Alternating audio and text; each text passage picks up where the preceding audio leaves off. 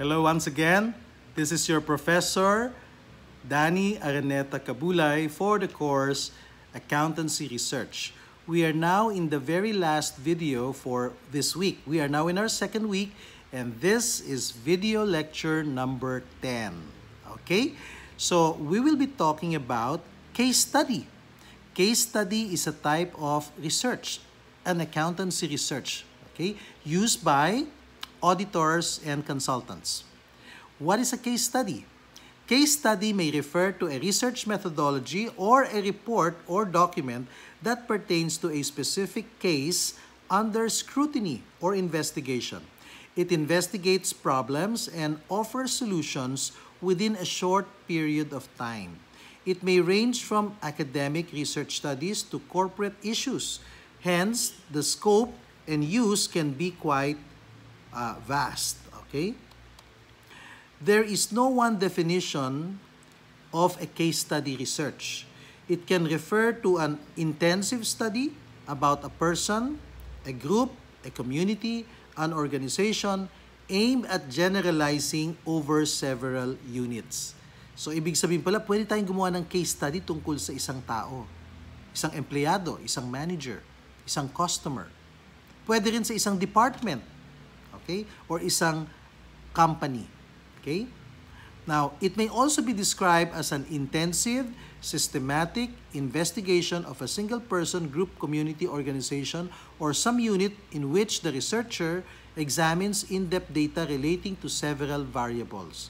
Case studies examine complex phenomena in the natural setting to increase understanding of them. Now, what are the main purposes of a case study? First, to provide a detailed examination of a phenomena, problem, issue, or concern. Second, to deduce or highlight one or more general principles or concepts. And finally, number 3, to elicit or develop a justifiable solution, remedy, or proposal for a decision maker. Okay? What are the elements of a case study? Simple lang to, tatlo. The problem. What are we going to solve? What's the issue? What's the concern? The second element is solution. First, you look at the options, then you choose one, and then you implement it. That's the solution section. Finally, the result. So here we try to measure the effectiveness of the result. What was the impact to the intended user or recipient? Okay? Remember the 3 elements of a case study? You have to have a section on what is the problem. You have to have a second section, which is what is the proposed solution. And then finally, what was the impact or the result. Okay? Now, types of case study, meron tayong tinatawag na historical case study, problem-oriented case study, cumulative case study, cumulative yon, okay? Critical case study, and then critical case study, and finally, illustrative case study. So let's look at this one by one. When you talk about historical case study, as the word implies, historical, history. This type of case study provides a vivid chronological sequence of events, and researcher may employ different kinds of analysis like comparison, differentiation, establishing relationships, ascertaining levels of improvement or deterioration, indices, causes and effects, and many others. For example, the spending patterns of the Professional Development Office of the Commission on Audit may be scrutinized in relation to its desire to achieve certain organizational objectives while espousing prudent spending by the agency. Okay, that's an example. So, gusto nilang malaman kung magkano bang ginagastos ng PDO over the years. So, you have to maybe show this in a table or a graph. Okay, historical. Okay, tingnan natin. Yan po yung mga men and women from COA na nasa balita sila ngayon. No? Sikat na sikat sila ngayon. Okay? Next, we will talk about problem-oriented case study. This requires the researcher to be immersed in the situation to understand better the problem or issue being solved or addressed.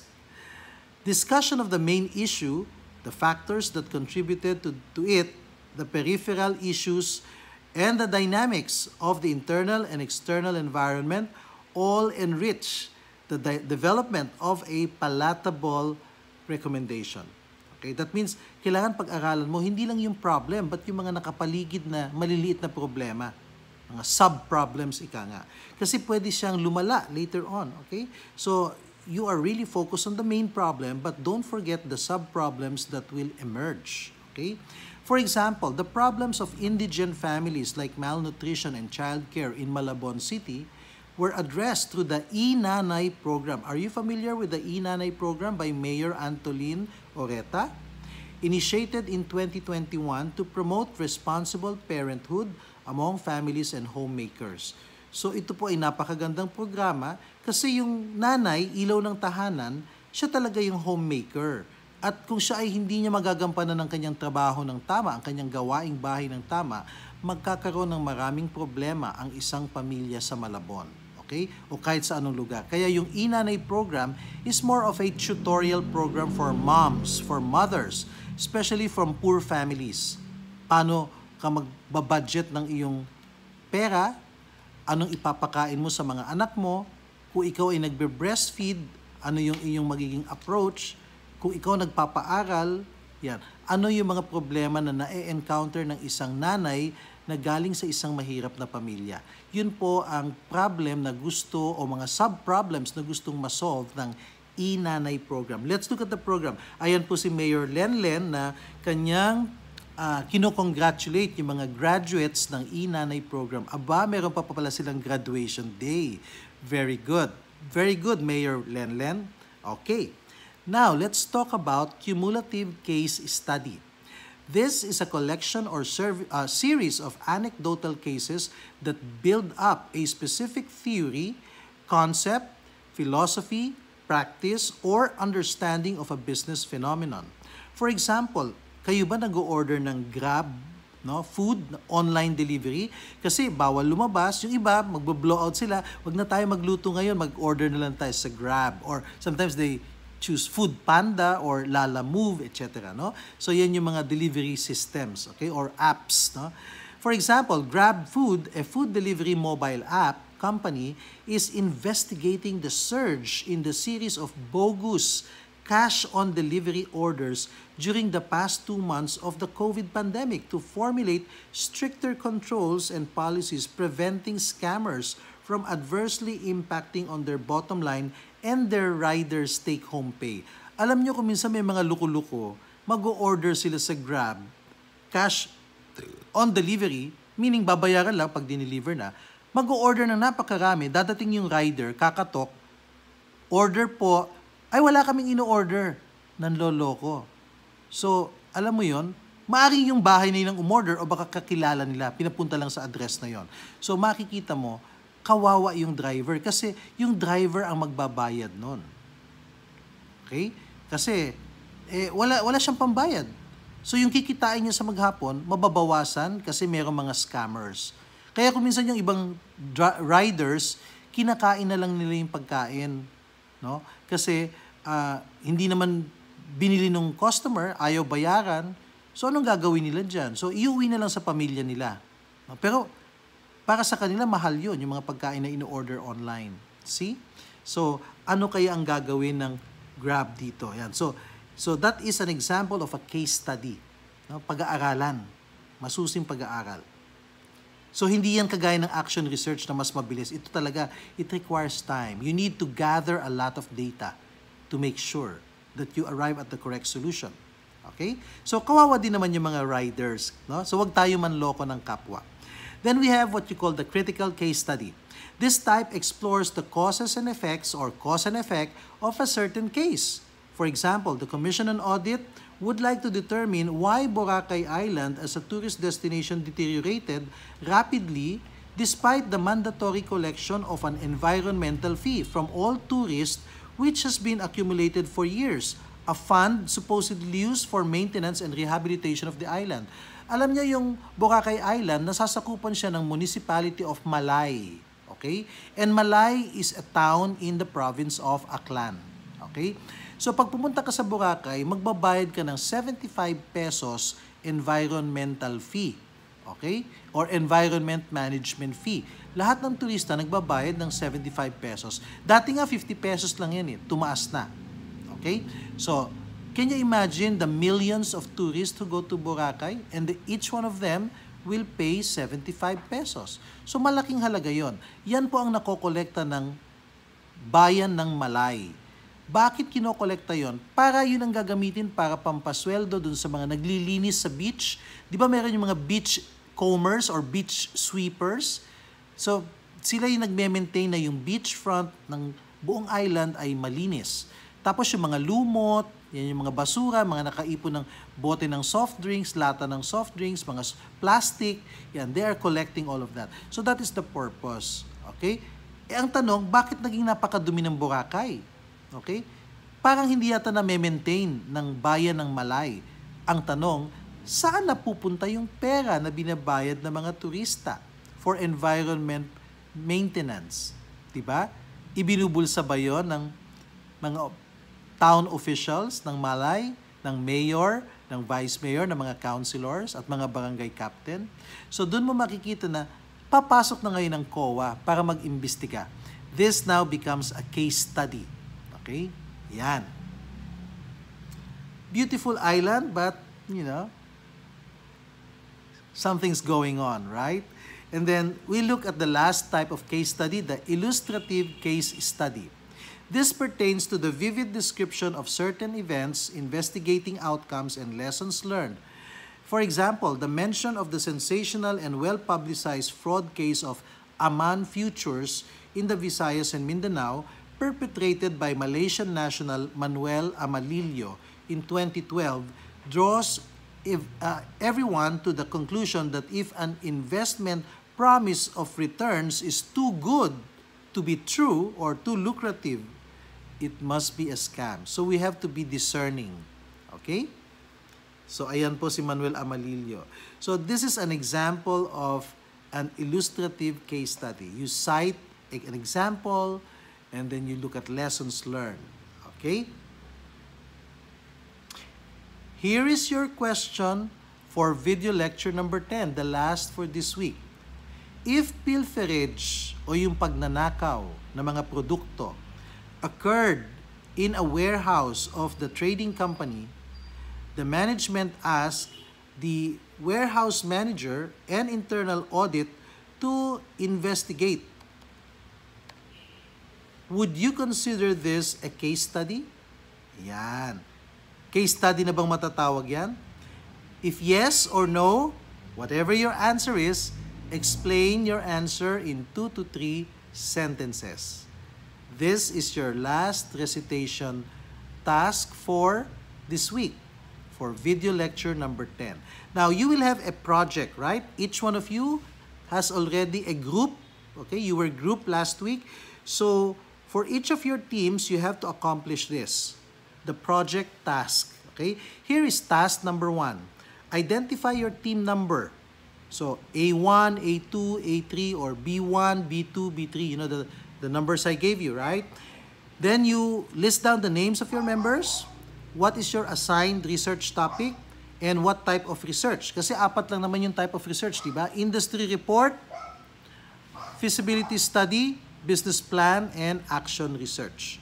So the codes are IR, FS, BP, and AR. Okay? State the research problem. So, based on your topic, mag-isip kayo ng problema dun sa topic ninyo. Ano ba yung problem ng housing, for example? Ano ba yung problema ng online selling? Yan. So, choose one problem. And the problem has to be stated in a question form. I will give you some examples so you can use them as your pattern. Then you develop a good outline for your table of contents for your report, for your final report. Kasi yung table of contents, yan yung ating susundin para sa pagbuo ng iba't ibang bahagi ng inyong research report. Okay? So ang assignment ninyo, mag-isip ng research problem. And the research problem will be written in a question form. Okay? Then you develop a one-page outline. Bullets lang yan. Okay? What are the parts of your table of contents? which you will put eventually in your report. Yan ang ating bubuuin na report based on the table of contents. Okay? I want you to submit all your answers within 7 days. That means you submit them at the very latest Sunday next week. Okay? To my email address, Danny_Kabulay2000@yahoo.com. Your teacher will review your submission and please wait for the comments for the correction or improvement. Here are the examples I promised you. No? For example, for a feasibility study on cocoa sugar, here are possible research problems. No? Pwede kasi mag-enumerate mo lahat yung problems na possible. What is the feasibility of introducing cocoa sugar across various markets? Can cocoa sugar be commercialized and be competitive? How can cocoa sugar compete with other types of sugar in the market? Ayan. So, tatlo pala yung research problem dyan sa feasibility study na yan. Sasagutin yan sa recommendation. Okay? Business plan. The research topic, pizza kiosk. Alam mo yung mga kiosk sa supermarket, sa mga sinihan, yan. Sa mga terminal ng bus, may mga pizza, di ba? Okay? What is the target sales for pizza kiosk for 2022? What is the target profit for pizza kiosk for 2022? How many new pizza kiosks will be opened in 2022? So those are 3 possible problems that you want to answer. A problem is a question, by the way, okay? Another set of examples for an industry report, troll armies yung topic. Alam mo yung mga troll? Here are the samples of statements of research problems you could do, okay? What is the magnitude of the troll army industry in the Philippines? How do troll armies operate? Okay? And lastly, what is the impact of troll armies to society and to the economy? Nag-aakyat ba siya ng pera sa ekonomiya? And then we have action plan. The topic is Student Services Manual for CMU. Notice, pinili ko yung mga topics na hindi nyo pinili, so you cannot choose them anymore. Okay? What would be the contents of the Student Services Manual of CMU? What is the purpose of a Student Services Manual? When must the Student Services Manual of CMU be completed? How much is the budget to produce copies? Okay, so those are examples. Let's have some more. Okay? For a feasibility study on bagoong cubes, alam mo yung mga chicken nor cubes or pork cubes, yan. So bagoong cubes. Kasi gumagamit tayo ng bagoong, no? Nakadelata o nakabote. Okay, nakasupot. Okay? Here are the possible research problems. What is the feasibility of introducing bagoong cubes in the market? What is the competition landscape like? How much sales is needed to break even? Is there a growing market for bagoong cubes? Yan. Then for a business plan for a public market cooperative. Alam mo yung mga palengke, mga pwesto sa palengke, isang micro-enterprise yan. Kung sa isang palengke, mayroong 300 pwesto, collectively, they are a cooperative. No? Yan. And they have to have books of accounts. No? Here are the potential problems that you can solve. No? Research. No? What is the projected financial performance of the Malabon City Public Market Cooperative in 2022? What are the current and emerging concerns of the Malabon City Public Market Cooperative? And finally, what are the prospects for growth in 2022? Okay? So, yun ang tatlong problems that you need to address. Now, let's look at the industry report on public utility transportation. Pag sinabing public utility transportation, you're talking here about buses, jeepneys, taxis, as well as tricycles or pedicabs. Okay? What is the size of the public transport industry? What is its contribution to the economy? What are the problems of the industry? Then, when you talk about action plan, on a early retirement program for a factory, here are the questions you need to answer as your research problems. Will offering an early retirement program to employees of a factory be effective? So, yes or no lang ang sagot doon, right? How many are estimated to avail of the early retirement program? How many employees that is, no? Yun ang ibig sabihin nun. So, finally, How much is the estimated budget for the early retirement program payouts? So, kung marami magre-retire, magkano ilalabas na pera ng company? Okay? So, that ends now our lecture number 10. Okay? So, I hope you enjoyed this week's 5 lectures at may natutunan tayo. We will do part 2 of types of accountancy research next week. Okay? I will start to upload the videos on Thursday. So again, I'll teach you another word, a foreign word. Last time we will talk about Italian, no? Ciao. Goodbye in Japanese is sayonara. Okay? So as I say now, sayonara. Remember this, one small positive thought in the morning can change your entire day. So when you wake up in the morning, after saying your prayer, think of positive thoughts and your whole day will be happy and pleasant. Sayonara.